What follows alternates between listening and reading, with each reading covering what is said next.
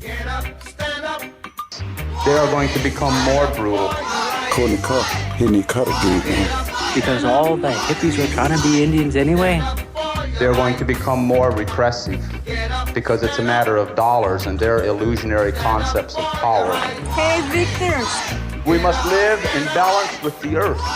And also with recent happenings at Wounded Knee. I am awake.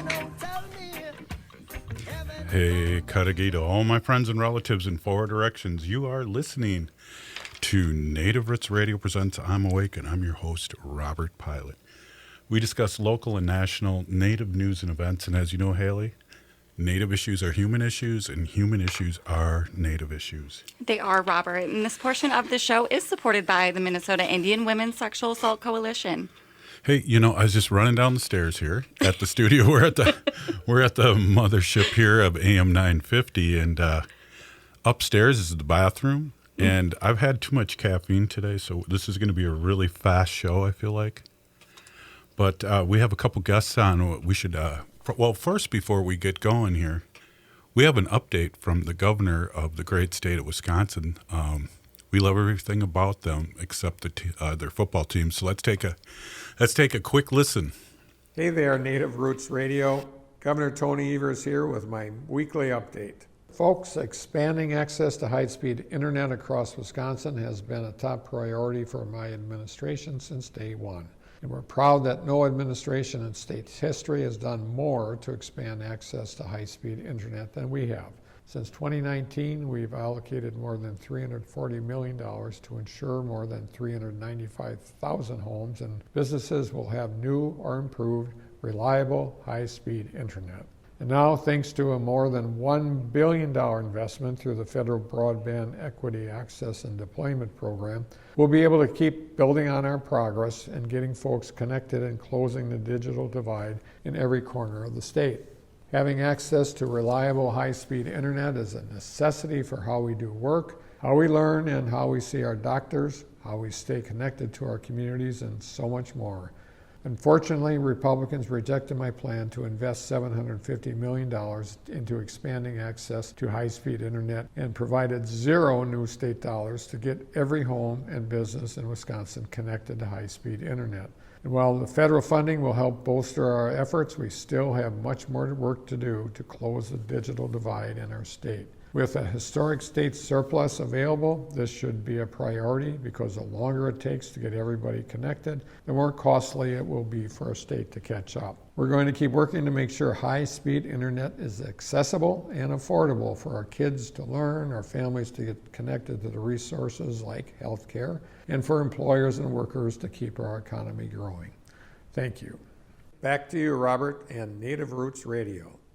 Hey, thank you, Governor of the great state of Wisconsin. We are now live on Facebook and YouTube. We had it muted there a little bit, Haley, but we got a couple great guests on that we've had on before, and we're really excited to hear about what they're doing and what kind of opportunities are out there. And so I'd really love if you guys could introduce yourself and talk to our audience out there in the great, where are we here, the Midwest.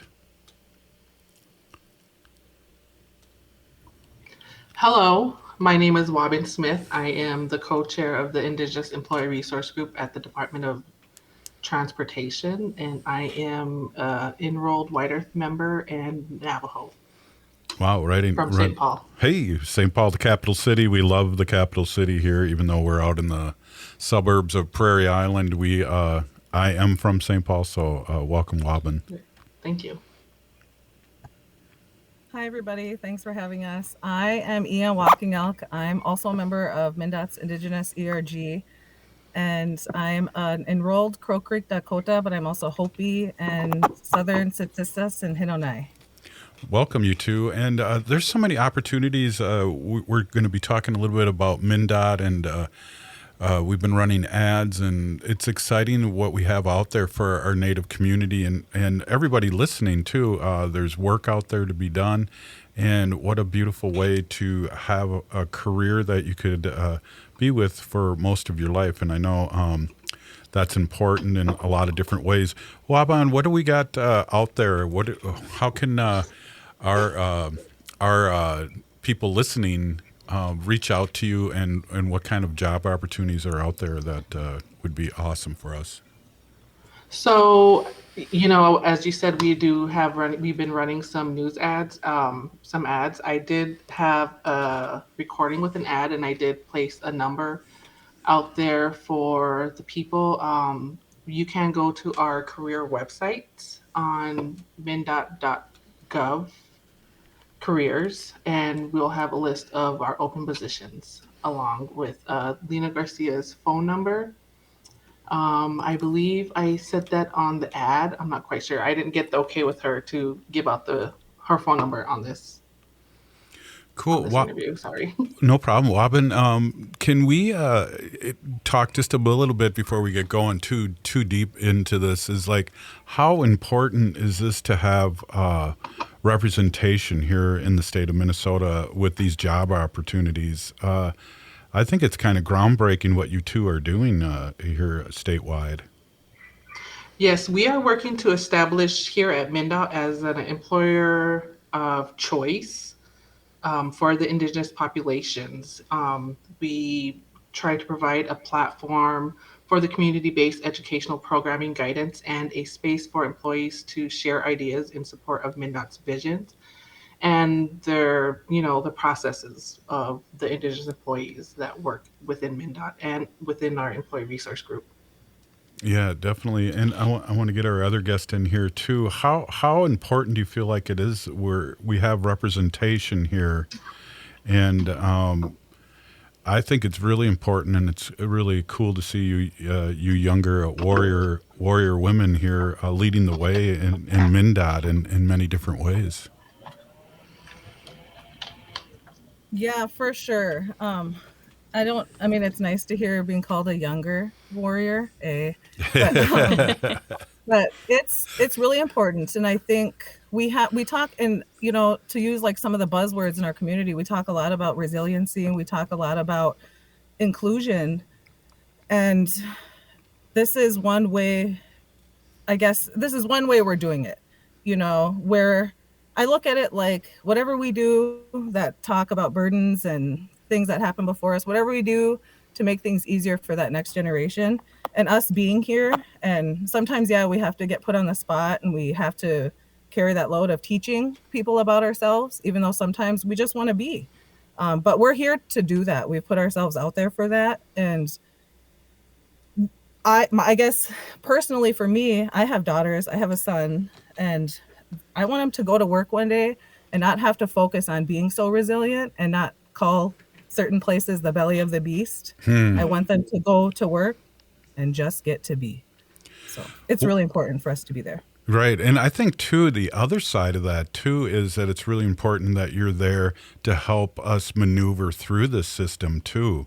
Because, again, a lot of times we talk about systems that aren't made for us. And so whether it's birth certificates, applying correctly, you help with those things, too, right? We try. You're muted, Waubun. Sorry about that. We try to give them resources. So we do community outreach. We do, I don't know if you've seen our faces within the community, like during certain open houses, our community events, we try to make a presence there, and we do try to get resources for employees that do come to MnDOT as employees and join our resource group. We try to give them resources as much as possible. So. Yeah, that's exciting. Can you guys hold on? I think we're kind of just getting into the tip of the iceberg here, and we want to really have you speak your truth. And what I want to do is I want to basically turn the show over to you and have you talk about what you want to talk about.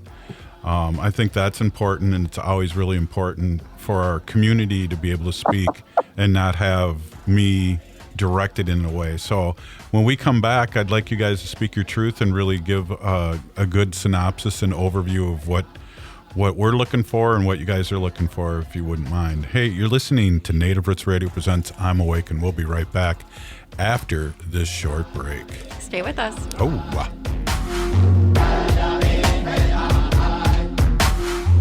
We are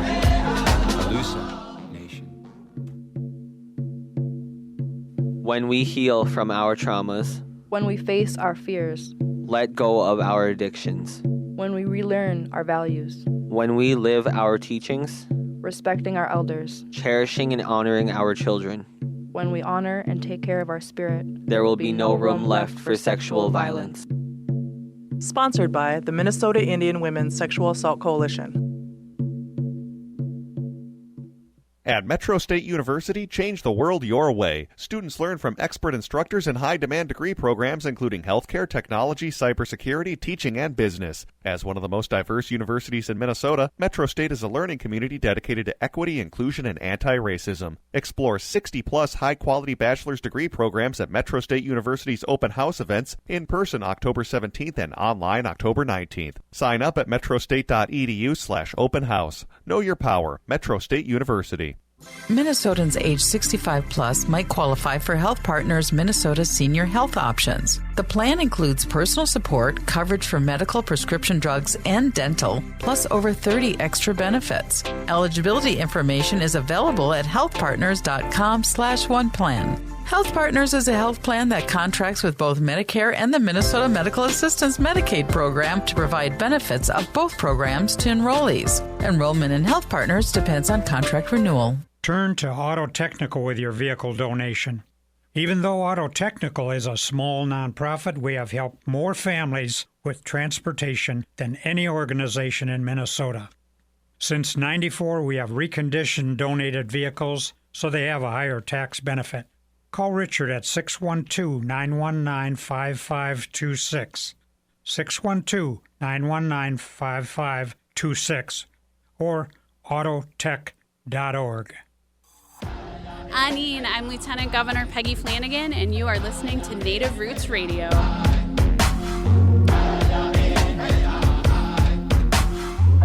are Alusa Nation. Hey, welcome back to Native Roots Radio Presents I'm Awake, and I'm your host, Robert Pilot. This portion of the show is supported by J.S. Bean Factory off Randolph Avenue in St. Paul. Native-owned, bringing us the best coffee, keeping us awake. I am awake, and I love that coffee. Remember Steve's blend? Yeah. I always say that it gets me, in a good way, fired up. In a good way. Yeah. So if I ever have to do any, like, protesting, or anything like that, I go to Steve's Coffee because it keeps me going. Hey, we got a couple great guests here, and I wanted to ask you before we let you speak your truth and what you want to talk about. I wanted to ask you, each one of you, start with Waubun. How did you start this journey working with MnDOT, and how's that really progressed over the years, and how did you hear about your job? Well, I started with MnDOT when I went to my workforce counselor. I believe she was the same work counselor as Ia, but I got through MnDOT. I started working at MnDOT through a work program. Great program. I was a single mother, obviously working to get off the system. And I was actually selected or picked out by Alicia to apply for the position that they were posted because of my skill set. So I applied. And, like the normal Native American, Indigenous, First Nations person doesn't really want to be working for the government. I did have a bias, and I was thinking when she was telling me you should apply for this, you're the perfect person. I believe your skills, you'll do great. I was agreeing with her, but then I was also thinking in the back of my head, like, yeah, I'm not going to get this position. I'll apply, but, I was already in that pathway of like just already being, denied certain things that I want to go after. So when I applied, I got the interview, I did the interview, and I was, given the position. I accepted it, and I was kind of iffy about it, but getting into the position and finding out how actually it works, it kind of changed my mindset. So I started back in 2011, 2012 in the Office of Finance as an administrative assistant. So from there it took off. And it's been challenging to work all these years with different people, different supervisors, different leaders. And it really is very reflective of who you are, how you were raised, and what direction you're going to take your life. That's how it worked out for me. So. Well, that's awesome, and you've been there for over 12 years, and that says a lot right there. Ms. Walking Elk, how did you start? Hi, I have a similar story to Waubun's. I was living in St. Paul at the time. It was probably 20, and I was trying to work my way. I was a single mom. I had a new baby, and I worked with Alicia Smith at the American Indian Family Center and Jenny Thompson, some really amazing Native ladies, and Barb Fairbanks. They're all amazing at what they do, and they really, really do want people to be better. And it came across similar to Waubun's story. It was a temporary position, like a foot in the door, if you will, is kind of how it was sold to me. I got all excited. I got all fixed up. Did my job interview. Didn't get the job. So I was just, I was like, oh, okay, well, that was cool. Now it was better prepared, I guess, for more job interviews. And as I like to call it luck, but maybe fate would have it, the person actually ended up withdrawing from the position. So they ended up asking me to take it. I got in there temporarily on a 3-month contract at the Department of Human Services. Got to know a lot of people, helping with anything. They had a backlog of things I was working on. And I met other people who said, hey, there's a position at DOT. Are you interested? And I truthfully didn't know what I was interested at the time, but I knew I wanted to work and learn. Mm-hmm. So I accepted. It was another temporary position, but it was a foot in the door. And that was over 12 years ago. Wow. So kind of bounced around a little bit with different positions. I worked as an executive assistant to the state engineer. He soon realized I wasn't the best assistant. Just kidding. He helped. I moved within my office, so I worked as an extraordinary enforcement coordinator, basically hiring highway patrol and work zones. And then I went back to school for a little while, and now I'm a discrimination investigator. And I've been here for about 5 years. So it impacted my path, but it also it gave me new pathways, I guess you could say, to apply my skills and my knowledge. But that same conflict, I think it's really important. What Waubun brought up is that we didn't grow up thinking, well, one day I'm going to work for the Department of Transportation. We actually didn't probably think much at all about the Department of Transportation, or transportation for that matter, unless it was like going to a powwow or something. But we it's like a really big place. There's so much more depth to it, like with anything else. But yeah, so it's clearly we're doing okay there. We've both been there for quite some time. Yeah, you have. And I want to, can I correct you? I think you had your moccasin in the door, not the foot in the door. Oh, yeah. There you go. Yep. My humpa in the door. Oh, well, yeah, both of you have been there a long time. And what kind of advice could you give somebody that's wanting to apply? Because it seems like your expectations were maybe a little vague, and then you just followed your nose into different kind of opportunities that MnDOT gave you. Mm-hmm. It's very rough. You have to have some tough skin. You can't take things personally, because there's going to be a lot of people that will challenge you and test your patience and just push your buttons, because it seems like that's all they seem to do when I started. And it was like, I'm not going to allow these people to run me off when I'm trying to make a better life for myself. And not only for myself, but the future, my, life beyond mine, my legacy, leave my legacy. Yeah. In good. Yeah. So it is very challenging. It comes with its ups and downs. You do have to have thick skin. You can't take everything personally, and you just got to keep in mind that you're applying and you're doing the job or a career for yourself and your future.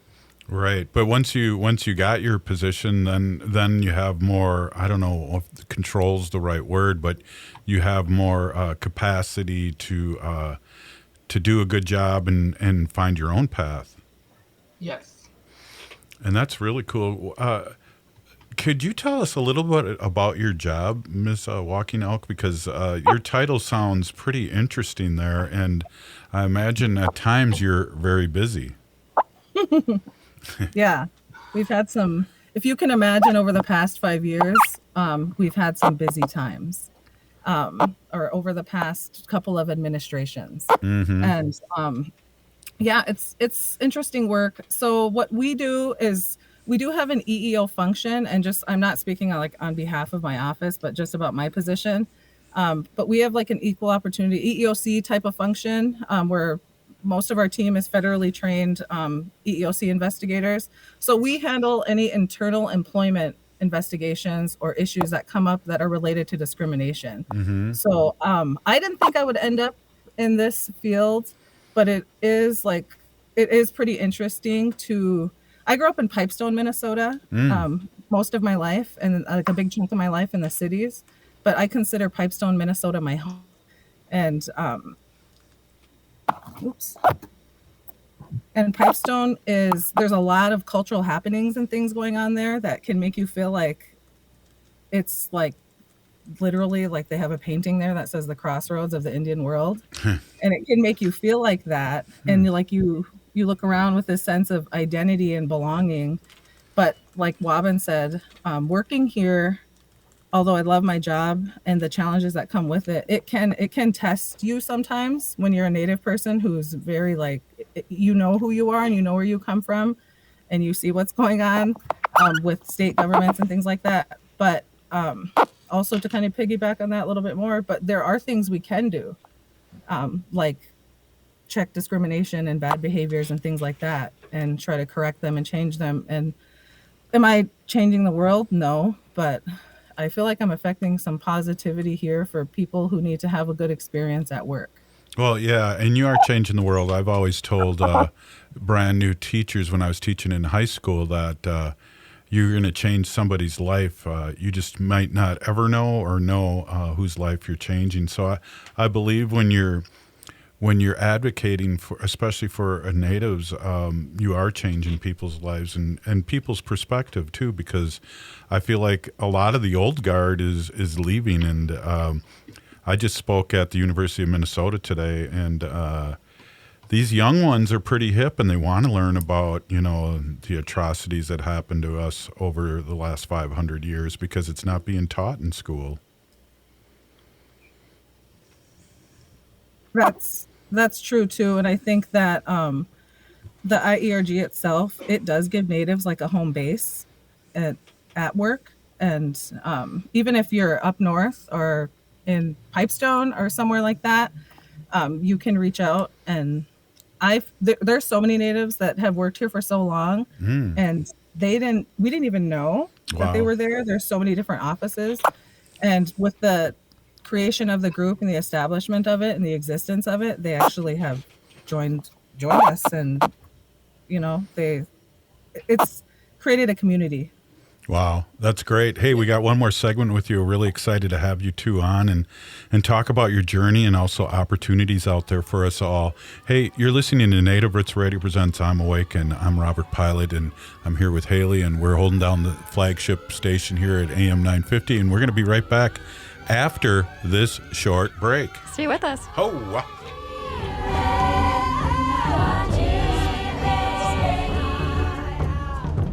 Be a vaccinative. It's time to come together and talk about the urgent need to stay up to date on COVID-19 vaccinations to protect our heritage, our loved ones, and our future.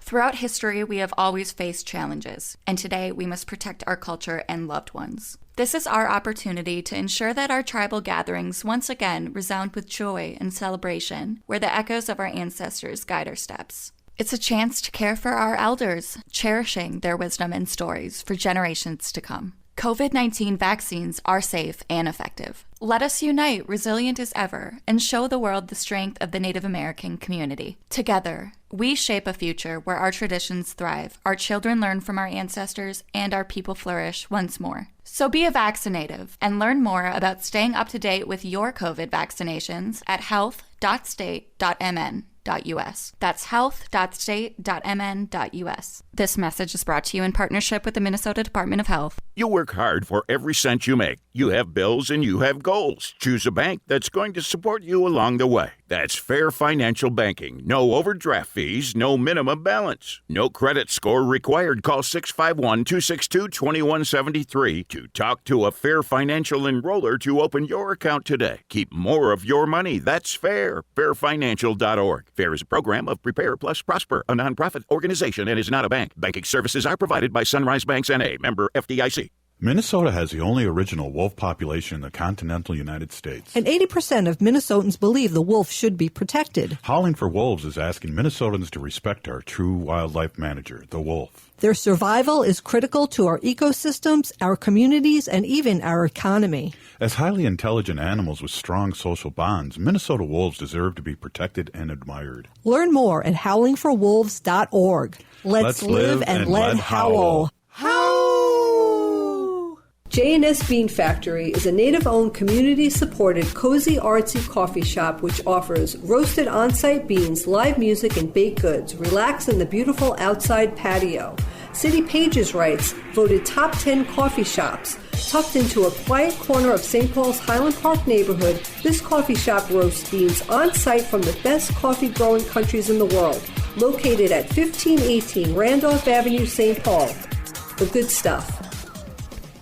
The Mary T. family of companies serves seniors and people with a wide range of disabilities. We provide home health care, hospice services, and accessible rental housing. This is Mary T., and we'd like you to join us. We're hiring direct care professionals, CNAs, nurses, and other support services. Our mission is to provide quality, personalized services to meet the unique and evolving needs of the people that we serve. Join a Minnesota family-owned company that was founded on a history of care. Apply today at marytinc.com/careers. I'm Rachel Schroman, owner of Schroman Law, and I believe you deserve information. Our firm offers free quarterly estate planning seminars at our office in St. Paul. At these seminars, you can learn the basics of estate planning from an attorney to help you determine which estate planning documents will meet your needs and goals in an efficient and cost-effective manner. You can learn more and register at our website, schromanlaw.com/events. That's SCHROMEN law.com/events. With your AM 950 weather, I'm Brett Johnson. Look for clear skies tonight with a low around 60. Friday, a chance for thunderstorms with a high near 78. And Saturday, partly cloudy with a high near 79.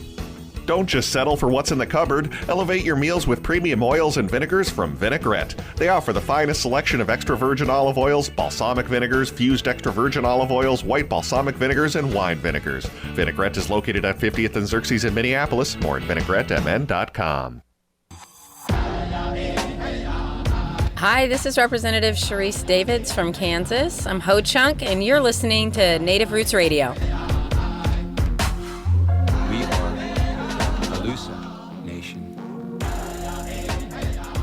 Hey, welcome back to Native Roots Radio presents I'm Awake, and I'm your host, Robert Pilot. This portion of the show is supported by Native American Community Clinic on Franklin Avenue in Minneapolis, honoring health and tradition. Yes, they do. And later on in the show, we're going to have Dr. Stately on to check in for a quick segment. But we are here with two young warriors, because I said that, because I'm old. I'm a baby elder, so I have to say young warriors that are working for MnDOT and have over a period of time. And also, you sound like you've paved the way in a good way and made room for more Native Americans to work for MnDOT. And so I'm excited to hear some more things here.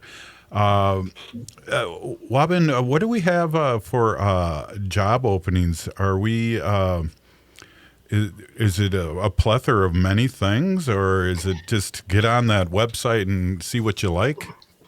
Yes, there's many open positions, like different positions. When you think of MnDOT, you think of plow trucks, obviously. There's right. A wide range of everything.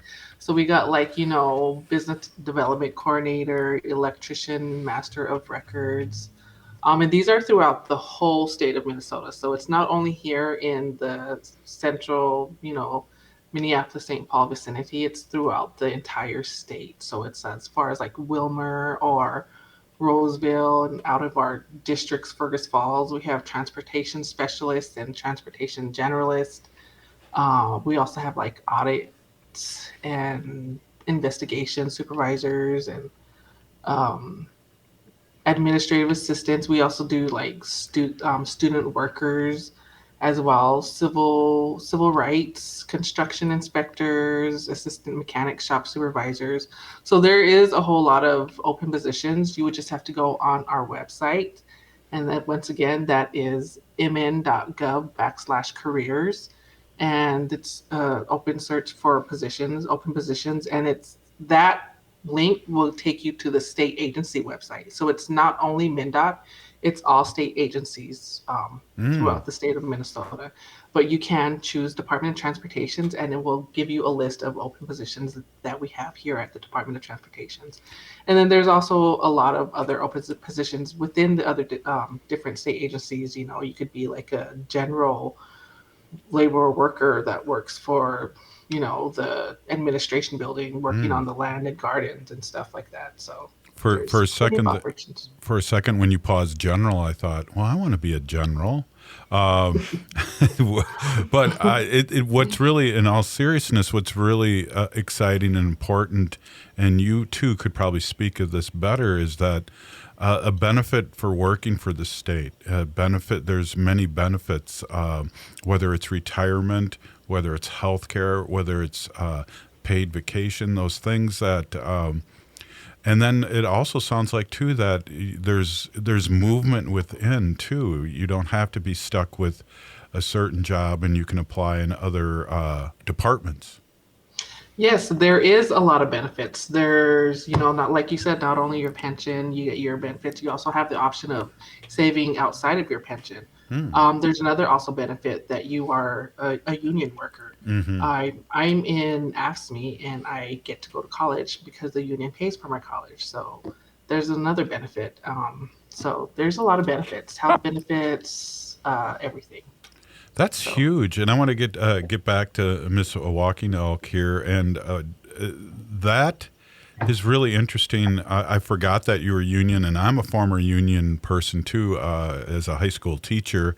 That's so important for bargaining and all those things to stay within a living wage and also health care. How important is the union to you?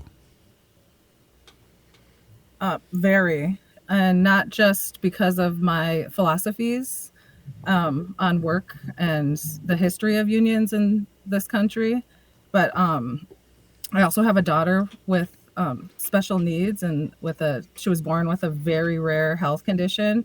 And I will say, when times got tough, like, it was really nice to have those benefits for my daughter. It's nice to have a long-term employment to utilize things like FMLA to take care of her, take care of my family. And then the state of Minnesota also offers paid parental leave, and that's for any parent. That's for adoption. You know, so dads now are allowed to take time off with their new baby. Families that adopt are allowed to take time off and be paid for it, not have that come out of their bank, their personal bank.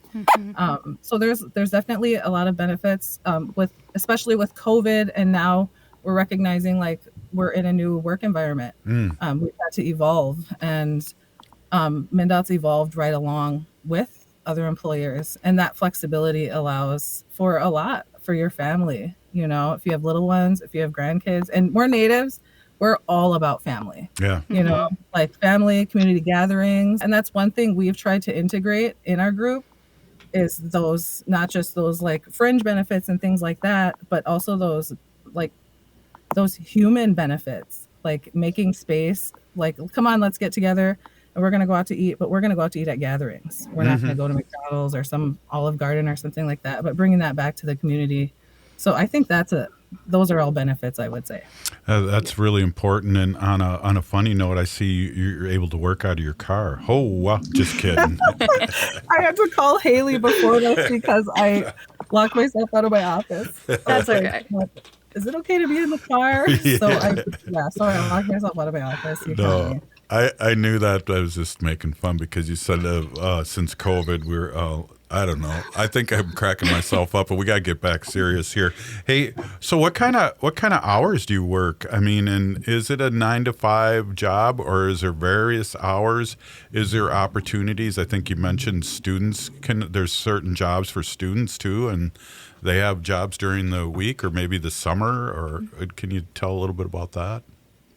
I think that very depends on your supervisor, but most likely it's 8 to 5, the normal 9 to 5, like you said, 9 to 5.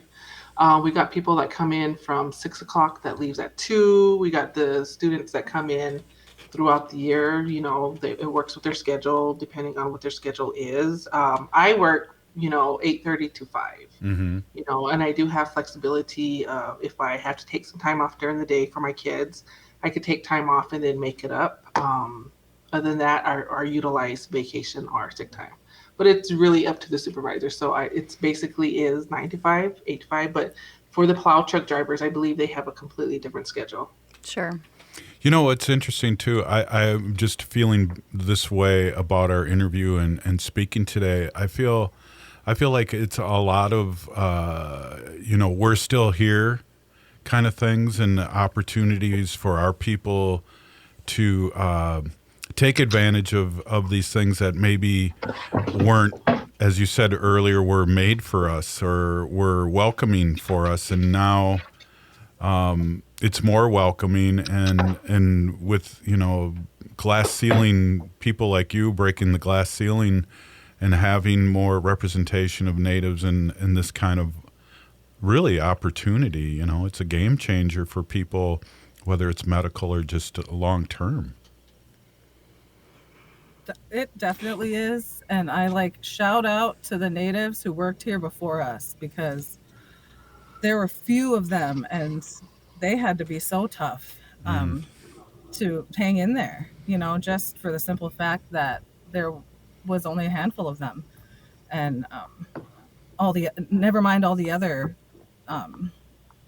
forces right, that make work challenging, especially for a government. But yeah, there was some older natives who were getting ready to retire when our group formed, and one of them was from Red Lake, and her name was Karen Badu, and she sat us down and she said, "Don't quit. They're gonna make you want to quit. They're gonna make you want to leave, and you hang in there." And man, I think we all carry those words with us, because she read our minds. There were times when it gets tough anywhere, but when you're Native people, there's just a unique isolation can feel really different for Native people. It's like another level. Not to discount anyone else's experience, but I think that those older ones, they paved the way, and yes, we appreciate them so much. Wow, that's a really, really good point. Waubun, what are your thoughts on that too? I imagine they're very, very similar. I'm 100% with Ia. Like she said, when our group first started, they sat us down and they told us strictly what, that they thought it was a good idea, that we were coming up and we were taking over, and not to quit. And it's very, just recently, oh my God, this past year, just a whole bunch of challenges came upon, my life. So I'm very glad I work in an organization that is very, I'm not going to say very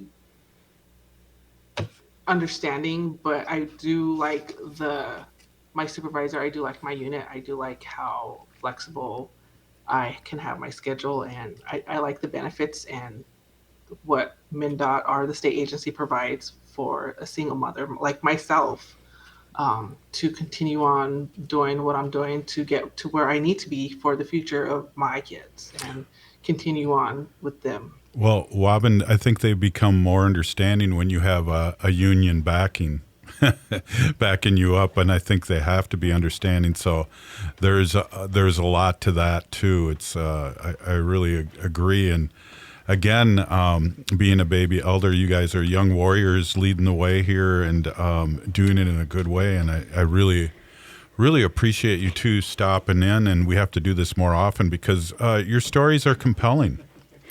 And I want to see what Miss Walking Elk's office looks like next time, too. Oh, just kidding. I know. That's what I get. This is what I get. Because just earlier I was putting up my big lacrosse poster. So that could be in the background because I just love lacrosse. And now you guys are looking at the headset and my son's car seat. So. Yeah. Well, I want to thank you two really so much for stopping in and your compelling story, which really, I've said that just again, but it's really, I didn't expect this in this interview, and there's a lot of good things that not only the state's doing, but the union backing the state workers, and you guys leading the way. So let's get you back on the show again real soon. Definitely, we will most likely be grateful to come back. So most likely, yeah. I like that. You're really committed to coming back. But I see what you mean. Hey, thank you so much, Peeny Gigi. Really, it's been my pleasure. And you are listening to Native Roots Radio presents I'm Awake, and up next, Dr. Stately. Ho-wah.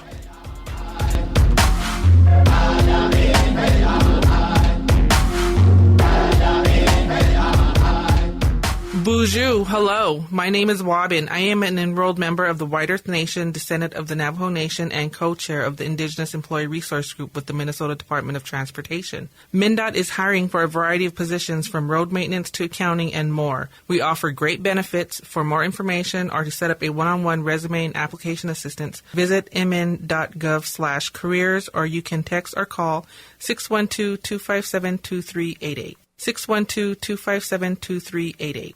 Back to school season is here.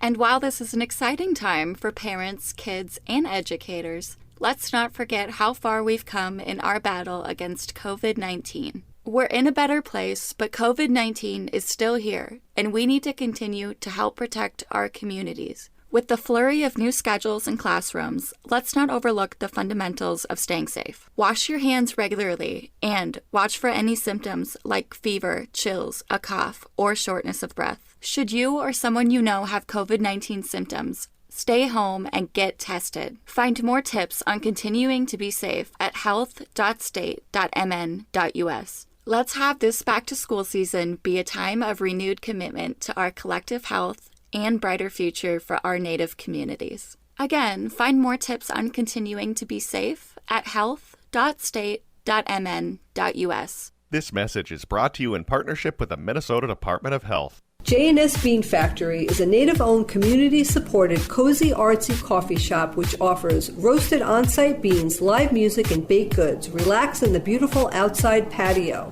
City Pages writes, voted top 10 coffee shops. Tucked into a quiet corner of St. Paul's Highland Park neighborhood, this coffee shop roasts beans on-site from the best coffee-growing countries in the world.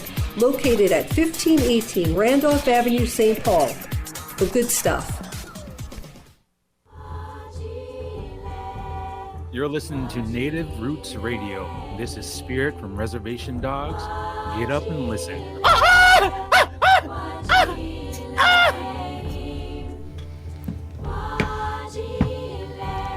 Hey, welcome back to Native Roots Radio presents I'm Awake, and I'm your host, Robert Pilot. This portion of the show is supported by Howling for Wolves, protecting wolves for future generations. Howl! Good one, Dr. Stately. Hey, we're here with Dr. Stately, CEO of Native American Community Clinic, and I got to pause there because sometimes I mess that up.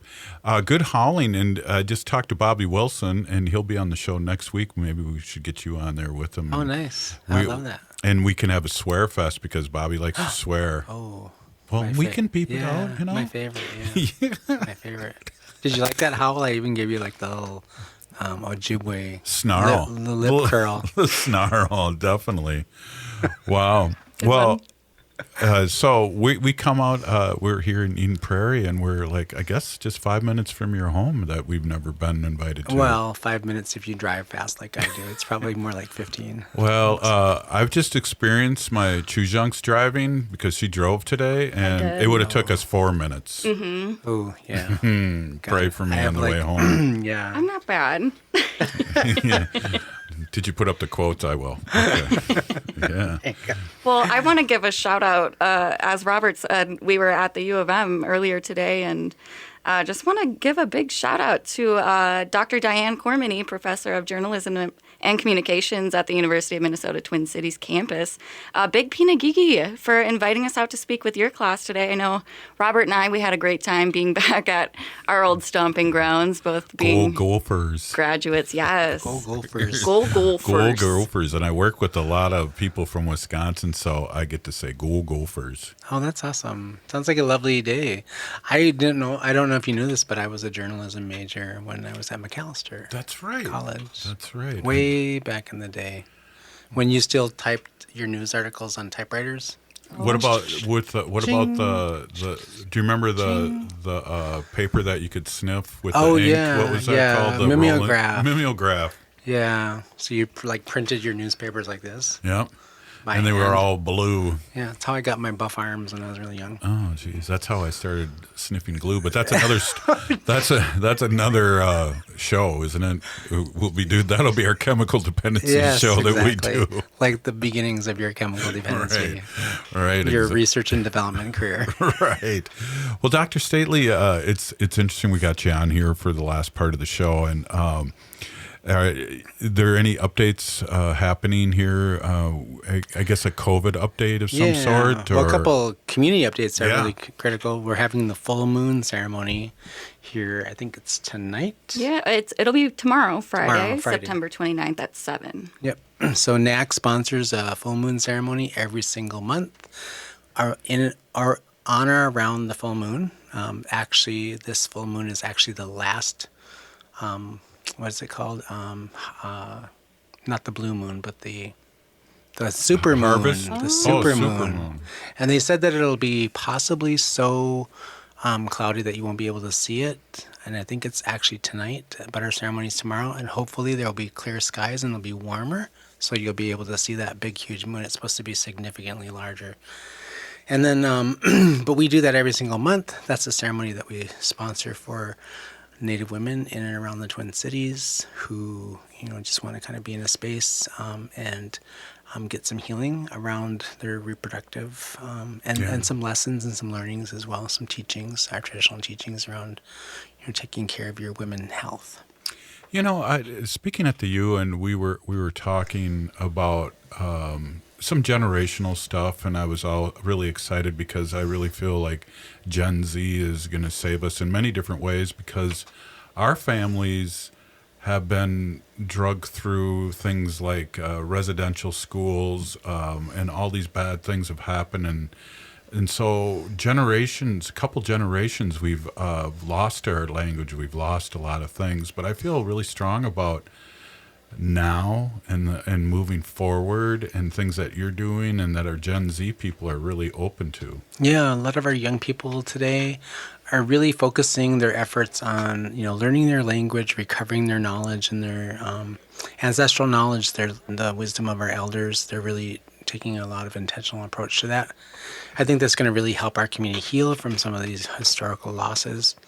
One of the things that I think was most fundamentally and just made a big, huge impact on me. I was talking about historical trauma one day, and we were on a workshop, myself and my nephew Ruben was on it as well. And he made this comment. He said, I know we talk a lot about the Dakota War. We talk about all these things that have happened that impacted us traumatically in our history. He said, and I want to just remind everybody, yes, we have trauma in our DNA that we pass down, but we also have strength and resilience. He goes, and one of the things that was really profound about his comment, he said, the U.S. Dakota War and all the things that happened to us as a result of that is such a small amount of time that we've been on this planet.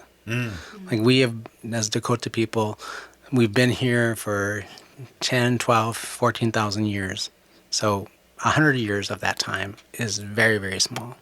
Right. So let's not try to forget that. Let's try to remember, the strength and the beauty and the resilience we carry with our ancestors as well. And we carry that into the generations today and not forward for the next 7.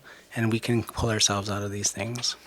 Yeah, really good point too. And I want to remind too and I talked a little bit about to the students too, is that everyone's been colonized. At one time, You know, Irish people believed in earth and sky just like natives, but we're like the last holdouts and the resilient part too. But everyone has to remember that they came from a lot of the same teachings that Native Americans have, but have lost it through colonization and war or whatever. Yeah. Well, indigenous people all over the planet have, been colonized. A lot of them have, even, many of the people who say like I'm a white person or I'm white people or I'm American, right? Mm-hmm. The process and the intent of colonization is to strip you of your history and your knowledge about who you were and who you came from and where you came from, and that relationship to place, land, your community, your people, your nationhood, your history, your ancestors.